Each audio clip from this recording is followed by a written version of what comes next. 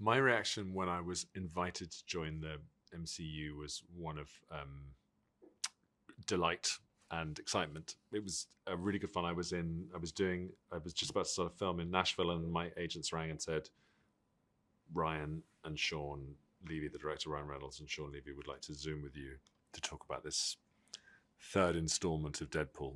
And so it was great. And I hadn't seen the Deadpool, so I watched them. And then I was even more excited to take the Zoom. So that was how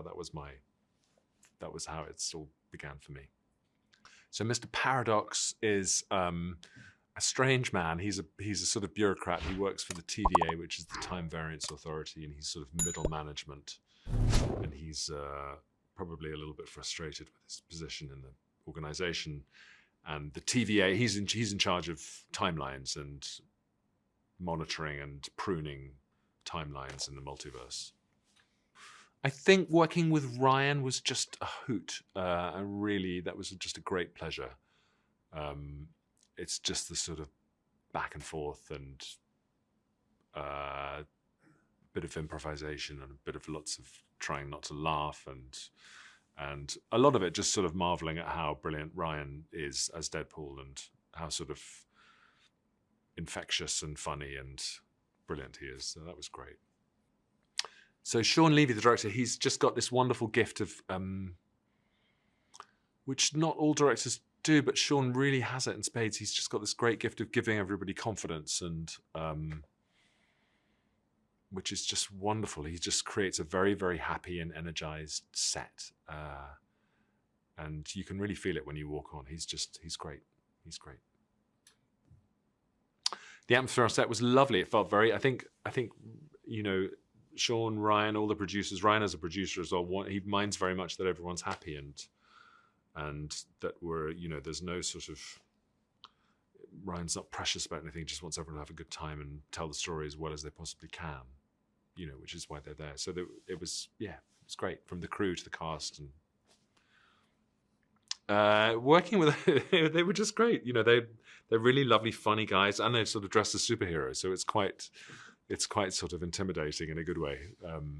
No, they're just lovely, big-hearted, funny guys who Hugh has played Wolverine for 20 odd years, so it's sort of in his bones, and Ryan's the same.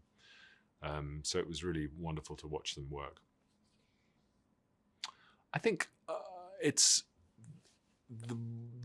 Deadpool and Wolverine is a sort of glorious buddy movie, apart from anything else, and it's a story of friendship, and it's sort of quite touching, and it sort of shouldn't be, but it really works.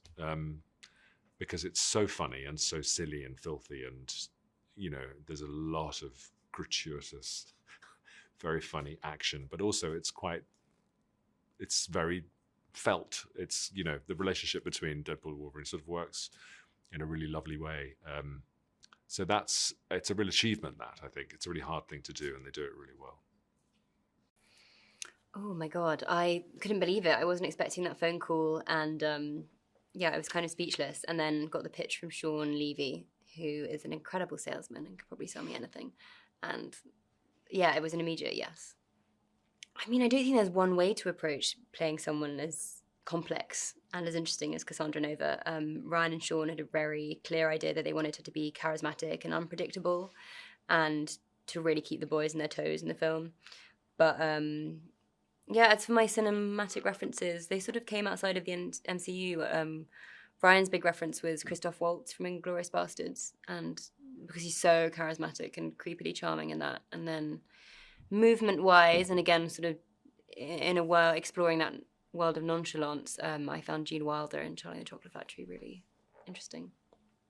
The makeup process was long, and the makeup department are saints, because I'm a real fidgeter. But I had a bald cap and long prosthetic fingers and an incredible costume that stayed very faithful to the comics, which felt right and really nice to honour that. And it was an incredible feeling the first time I put it on.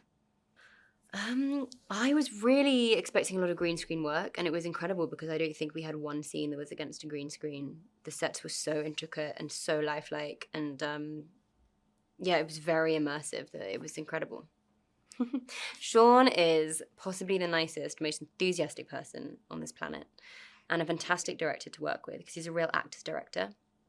And he has a very strong, confident vision of what he wants from the film. So you always feel comfortable. He's always on top of everything, knows what he wants, but he has a lot of room for collaboration and play as well. He really invites you in and he makes you feel like you can bring anything to the table. Yeah, he's fantastic. He also has the memory of an elephant. He remembers the most incredible things that you've mentioned once, like 3 months ago, and he'll bring it up. And it's such a commendable skill. I wish I was like that. Oh my God, I mean, it was a phenomenal cast to be working with.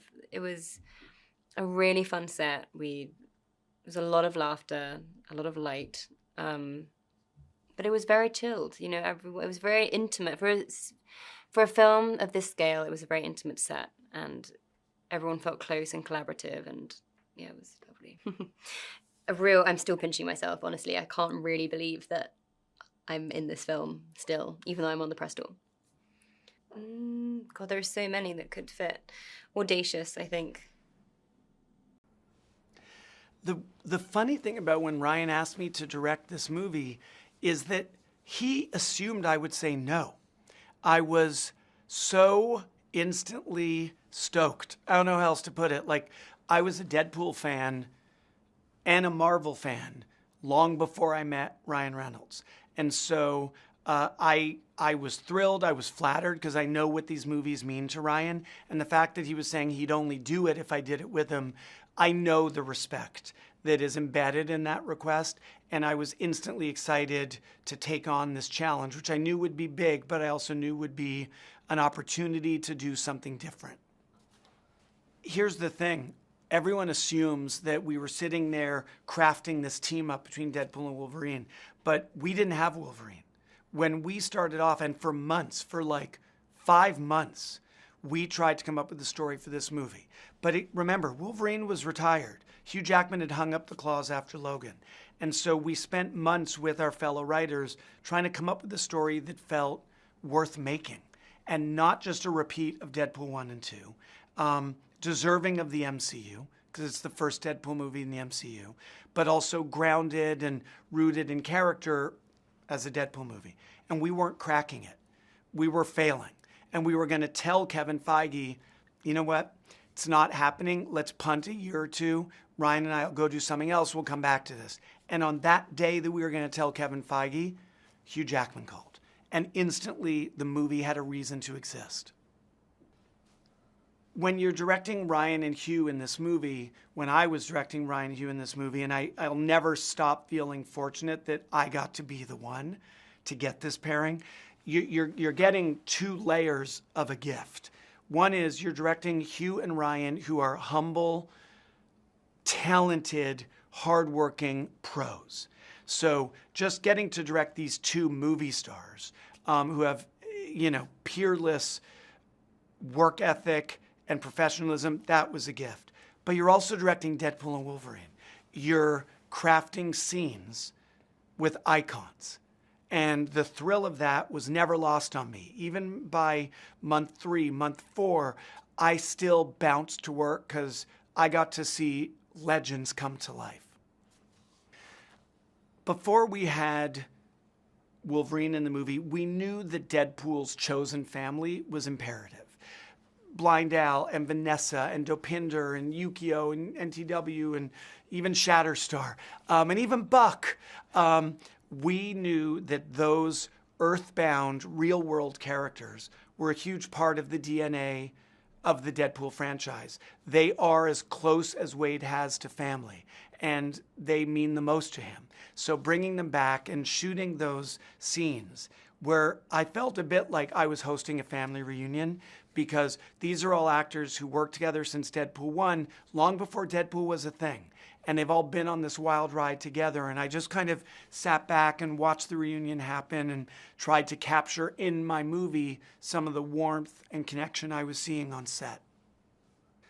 Well, I think that people talk about superhero fatigue, and I'm not sure I subscribe to that, but I do think there's CGI fatigue. And I think that's not limited to Marvel. That's in movies in general. We, as an audience, can feel the difference when something is created artificially and in post-production versus something that's baked in and real. And Wolverine is a real-world character.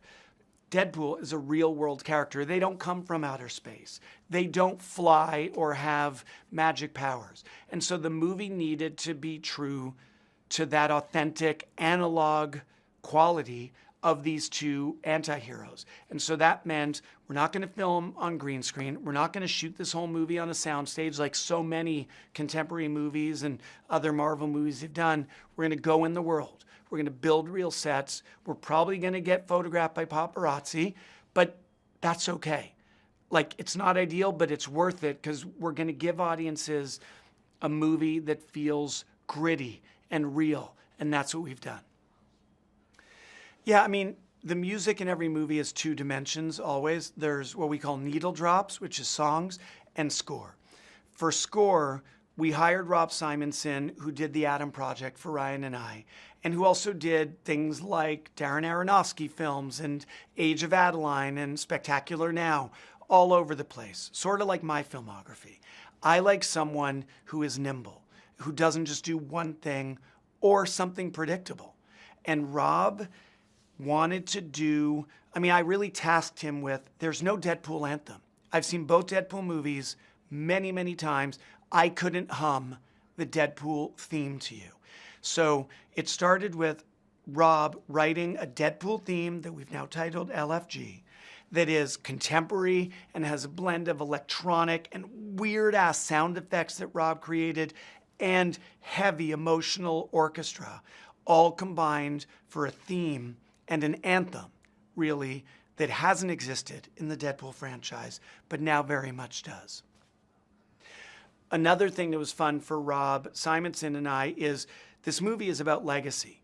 And there are nods, and in fact, there are tributes paid to the history of Logan, to the history of the MCU, to the Avengers. So the score at various points integrates melodic themes from those other franchises. So you'll hear the piano Logan theme from James Mangold's movie. You'll hear Alan Silvestri's Avengers theme laced in certain points. And so pulling in those themes that are legacy themes in a movie that is about legacy, that was very fun. The movie is as relentlessly, subversively fun as we want and expect. But I think that fans can look forward to something a little more unexpected, which is, yeah, you're going to laugh your ass off. Yes, you're going to cheer at the sick action.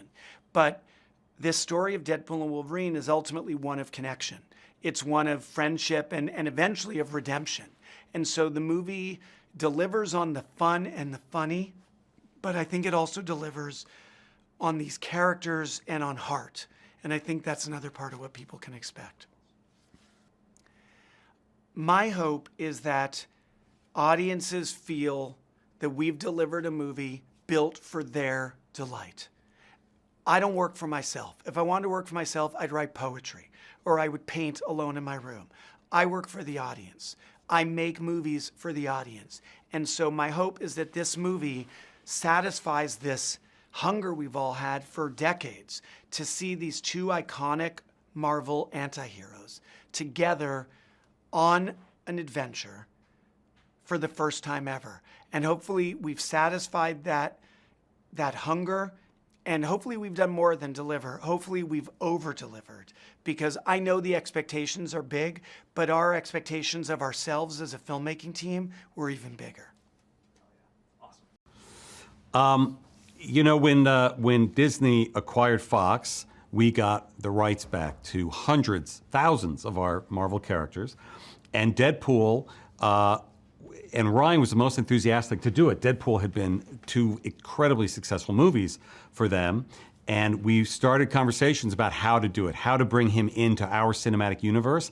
And he had great ideas for it. And we were trying to figure out the right time and the right placement.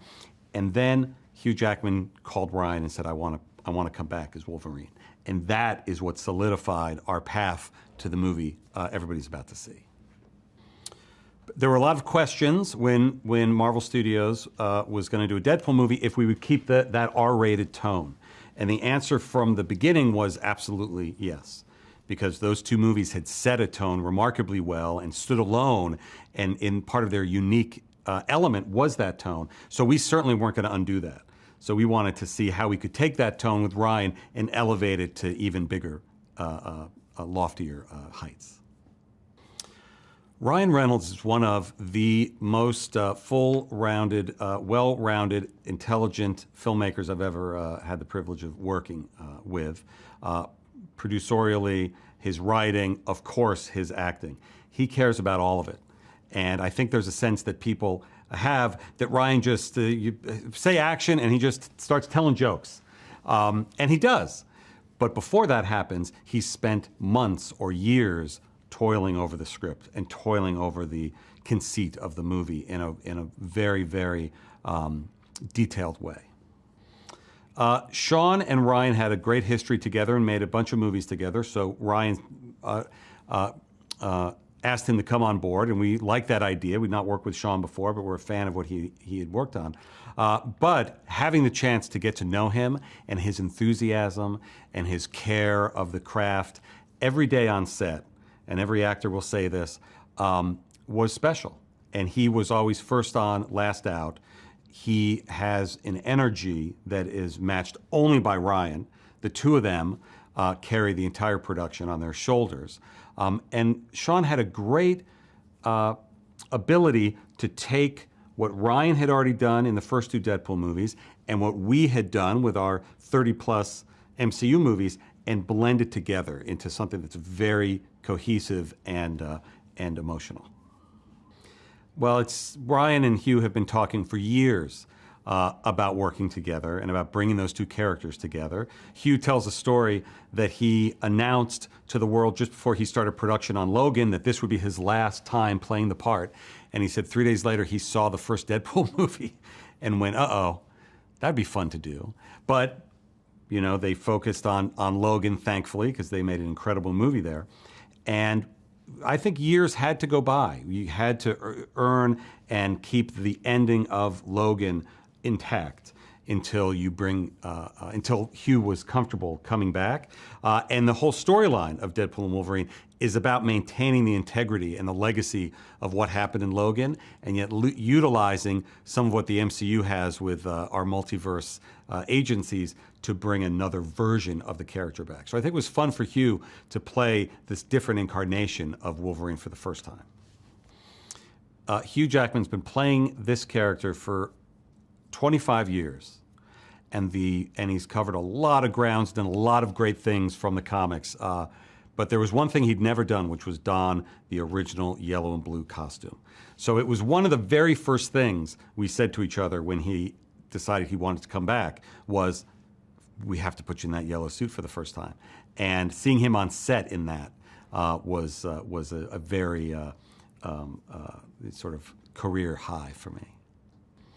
I think as people have seen in the trailers and the TV spots, the humor will resonate, the action will resonate, but most importantly, it is the friendship of those two. And it is the arc that they go through together on the movie that is full of joy and optimism and love that really will be the takeaway. And I think it will surprise people how emotional it is when they get to the end of the film. I think audiences can expect to laugh, which I think they know is going to happen in a Deadpool movie. What I don't think they will expect is the level of emotion and how sweet the movie is and how touching the movie is. And that's what I'm most excited for them to experience. Thanks for watching. Make sure to like and comment on the video if you enjoyed it. Subscribe to the channel and hit the notification bell to be notified when new videos are released.